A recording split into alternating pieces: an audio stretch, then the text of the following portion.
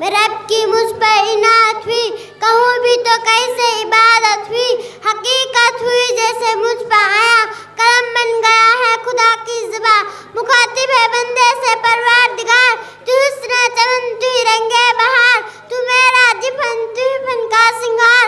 मुसव्विर हूँ मैं तू मेरा सहकार, ए सुबह ए शाम ए दिन और रात, ए रंगीन दिल का हंसी कायनात। क्या हूरो मलाइको जिन्नात में, क्या है तुझे अशरफुल मखलूकात। मेरी अज़मत तू का हवाला है, तू ही रोशनी उजाला है, तू फर्श सजदा भी करवा दिया। कह तेरे लिए मैंने क्या ना किया, ए दुनिया जहाँ बज़्म आराइयाँ, ए महफिल ए मीले तन्हाइयाँ। फलक का तुझे सामियाना दिया, जमी पर तुझे आबोदाना दिया।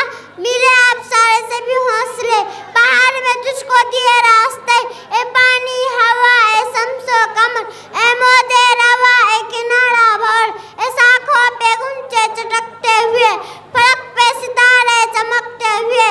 सब्जे फूलों भरी क्यारियाँ, ए पंछी ए उड़ती हुई तितलियाँ, ए शोला ए शबनम ए मिट्टी ए संग, झरनों के बसते जल तरंग, ए झीलों में हंसती ऐसे कवल, ए धरती पे मौसम की लिखी गजल।